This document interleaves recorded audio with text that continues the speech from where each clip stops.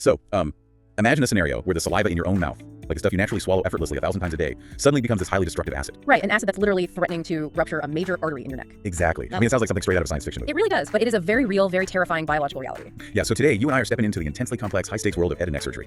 Welcome to this deep dive. I'm really excited to get into this one. Me too. For this deep dive, we have a really fascinating stack of medical sources to explore. Specifically, we're looking at excerpts from a text called Decision-Making in Otolaryngology. Yeah, the sources cover chapters 132 through 136. And our goal here isn't to just, recite a dry list of surgical procedures for you. Definitely not. Right, we are going to unpack the incredible tightrope walk these medical professionals perform because their job goes so far beyond just eradicating life-threatening throat cancers. Yeah, they have to balance raw survival with preserving your most fundamental human functions, like your ability to breathe, to eat, and to speak. It's honestly a marvel. It is. I mean, when you think about your own throat, your own voice, you probably just take for granted the complex aerodynamics and plumbing happening in there right now. Oh, absolutely. We all do. So we're going to trace a patient's journey through this whole landscape, from the very first subtle warning sign all the way to the almost futuristic bioengineering used to reconstruct communication. That's a great way to frame it. Let's start exactly where the journey begins. So a patient notices something feels off, maybe their voice sounds a little raspy. Right, the classic hoarseness. Yeah, they go to a doctor. The doctor takes a look down the throat and spots something called leukoplakia. And leukoplakia sounds like this really definitive, intimidating medical diagnosis, but it actually translates simply to white patch or white lesion. So it's really just an observational term. Exactly. You'll often find these patches on the glottis, which is the anatomical term for your vocal cords. Okay, got it. But the crucial takeaway is that leukoplakia isn't a disease itself. It is a giant red flag waving in your upper aerodigestive tract, signaling that a biopsy is absolutely necessary. Because the tissue is fundamentally changing, right? Precisely. I picture kind of like a callus forming on a guitar string.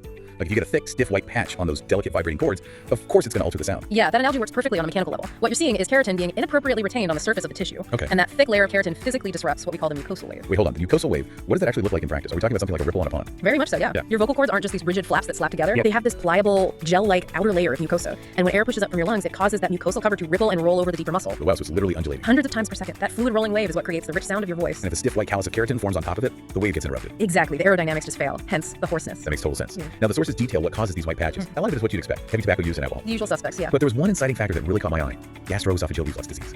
GERD. Ah. Just have to pause on that. We're talking about standard acid reflux or heartburn from your stomach, somehow causing precancerous looking spots all the way up on your vocal cords. It is entirely possible, and it highlights just how specialized the tissues in your body are. Well, the upper aerodigestive tract, your throat and vocal cords, is lined with mucosa that is incredibly delicate. It evolved to handle air and food, not to bathe in gastric acid. Right. Sometimes the sphincter at the top of the stomach is weak, or a diet triggers excess acid, and that acid literally washes all the way up the esophagus and spills over onto the vocal cords. And because it's essentially burning the tissue, the body tries to protect itself by forming that keratin callus. Exactly, the biological mechanism at play. Chronic irritation leads to cellular changes. That's wild. It is, and that is why the initial therapy for a patient with leukoplakia isn't always rushing straight to the operating room. Oh, they'll just cut it out right away. Not always. They aggressively target the environment of the throat first. They prescribe proton pump inhibitors to shut down stomach acid production. Okay, that makes sense to stop the GERD. Right, and they mandate strict vocal hygiene, so hydration and vocal rest, and crucially, smoking cessation. The timeline on that smoking cessation blew my mind in the sources. The 10-year mark. Yes. The text notes that even if a patient successfully quits smoking, their cells retain a sort of memory of the trauma. Yeah, the DNA damage is profound. They are still considered to be at risk for tobacco-related illness for at least 10 full years after their last cigarette.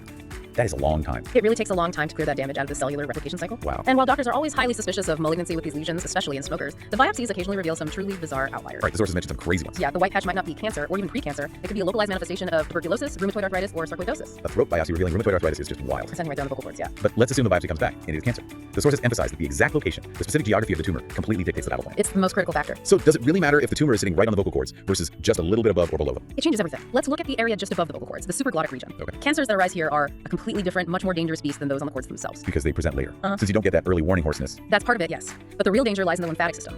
The supraglottis has incredibly rich lymphatic drainage. I hear lymphatic drainage a lot in medical shows. Yeah. What does that actually mean for the cancer cells? Think of the lymphatic system up there not just as a pathway, but like a city's storm drain system during a massive flood. Oh. The tissue above your vocal cords is flush with these vessels. If a cancer cell breaks off and slips into that storm drain, it doesn't just sit there. It gets washed away. Right, it gets rapidly washed to entirely different parts of the neck. Because of this, there is a 25% to 50% chance of cervical metastasis. Meaning cancer spreading to the lymph nodes in the neck. And it doesn't just stay on the side of the throat where the tumor is. No, the cross drainage is severe. There's a massive risk of the cancer jumping to the contralateral side, the opposite side of the neck. Jeez. In fact, if the cancer comes back after treatment, that opposite side is the most common site of failure. So the surgical response has to be aggressively preemptive. Very much so. The sources say doctors almost always recommend bilateral neck dissections for these supraglottic cancers. Like they go in and surgically remove the lymph nodes on both sides of the neck, even if scans show those nodes look completely clean. They cannot take the risk of microscopic cells hiding in that storm drain network. That makes total sense now. Now, contrast that with cancer below the vocal cord, subglottic cancer. These are incredibly rare, making up only about 1% to 8% of laryngeal carcinomas. Why are they so rare down there? It primarily has to do with airflow and the settling of carcinogens. The upper structures take the brunt of inhaled smoke and irritants. Ah, so the lower area is somewhat shielded. Right. When subglottic cancers do happen, they don't cause hoarseness. Instead, because they are narrowing the windpipe itself, patients present with airway obstruction. Or stridor, right? The sources call it stridor. Yes, stridor, which is a high-pitched whistling sound when they breathe. And how do these lower cancers spread compared to the upper ones? Unlike the upward bilateral spread of the area above the cords, gravity and lymphatic flow dictate that these lower cancers drain straight downward. Down toward the chest. Exactly, toward the paratracheal nodes in the chest, specifically zone 6. Okay, so let's say the cancer is above the vocal cords, and the surgeon wants to try to save the patient's voice box. What the text calls conservation surgery. Right, but the patient has to pass some intense physical tests first. The sources mention they heavily test a patient's cardiopulmonary reserve, checking arterial blood gases and pulmonary function. Yeah, that step is non-negotiable. I always hear the term arterial blood gases on TV. What is that actually telling the surgeon? It measures how efficiently your lungs are exchanging oxygen and carbon dioxide. Okay, but why does the surgeon care so deeply about your lung strength before operating on your throat? Because of a truly harrowing trade-off. If they remove the structures above your vocal cord structures, like the epiglottis, which normally folds down like a lid to protect your airway when you swallow. And there's no lid. Exactly. You are going to inhale some of your food and drink into your lungs during recovery. Aspiration. Yes, chronic aspiration. Your lungs must be strong enough to essentially cough out aspirated food constantly. Just to clear it out. Right. And you have to tolerate that irritation without developing fatal pneumonia. If your arterial blood gases show your lungs are already weak, conservation surgery will kill you. Wow. So what's the alternative? They have to remove the entire larynx to completely separate the breathing tube from the eating tube. That is heavy. But let's say their lungs are strong enough. They do the conservation surgery and those protective structures above the vocal cords are gone. Okay. How does a patient not just constantly choke on their food for the rest of their life? Well, they have to completely rewire a fundamental automatic reflex. Because you and I just swallow without thinking about it at all. Exactly. These patients have to be explicitly taught and must rigorously practice a technique called the supraglottic swallow. I was reading about this. Let me see if I have the steps right, because I want to walk you through what this actually looks like for the patient. Go for it. So think about eating a simple sandwich. Now imagine having to consciously perform a 4-step mechanical routine for every single bite. Every bite. First, you take a deep breath in.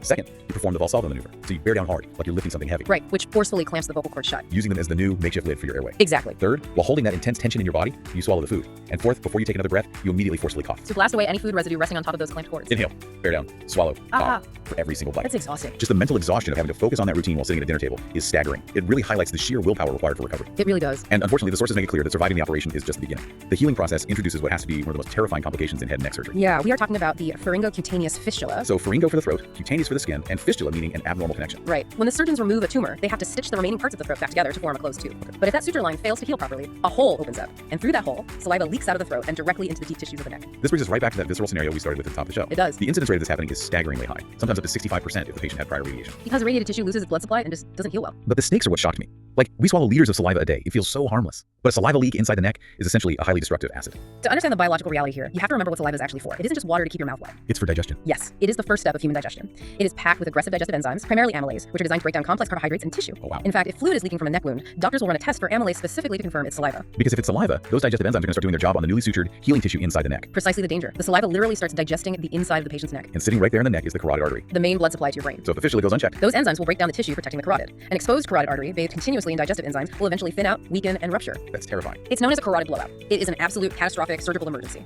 The patient can bleed to death in minutes. To prevent that, they have to catch the leak early. And the way they diagnose this leak is fascinating. The blue dye test. Right. In a field filled with multi-million-dollar PET scans and complex imaging, one of the primary diagnostic tools is basically a food coloring test, the bedside blue dye test. It is incredibly low-tech, but provides undeniable visual evidence. How does it work exactly? The patient swallows water mixed with methylene blue or just standard blue food coloring. The doctor simply watches the wound or the surgical drains in the neck. And if blue liquid appears, you have a confirmed hole in the throat. Exactly. And the interventions to fix it are intense. The patient is immediately made NPO, meaning nothing by mouth. You can't even swallow your own saliva, let alone food, so they divert nutrition through a feeding tube. But the sources also mentioned treating the wound with negative pressure wound therapy. Wait, does that mean they attach a literal vacuum to a hole in the patient's neck? That is exactly what they do. They pack the wound with a specialized sponge, seal it with an airtight drape, and attach a vacuum pump. That is crazy. Is it just to suck the saliva away? Not just that. The mechanism of negative pressure actually stimulates cellular growth. Really? How? By pulling the tissue edges together, it creates physical tension, macrostrain, and microstrain on the cells. This tricks the body into increasing blood flow and accelerating the growth of fresh granulation tissue to close the hole. Okay, that is brilliant. But what if the vacuum still isn't enough? Then the surgeons have to do major reconstruction. Right, the sources talk about harvesting thick muscle flaps. Yeah. They will literally cut a section of the pectoralis major muscle from the chest or take an anterolateral flap from the thigh and then move it along with its blood vessels up into the neck just to patch the hole caused by the saliva. They need robust, healthy tissue with a pristine blood supply to combat the enzymes and protect the carotid. It just underscores the immense physical trauma these bodies endure. It really does. Which naturally leads us to the final and perhaps most profound stage of this journey. The voice restoration. Yes. Let's say they heal. The body survives. The cancer is gone. What happens to the patient's quality of life? It's a massive adjustment. The text states plainly that if a patient undergoes a total laryngectomy, where the entire voice box is completely removed to save their life, it is the loss of the voice that has the single greatest negative impact on their life. It is a devastating loss. The medical field refers to the solution as a laryngeal speech, meaning speech without a larynx.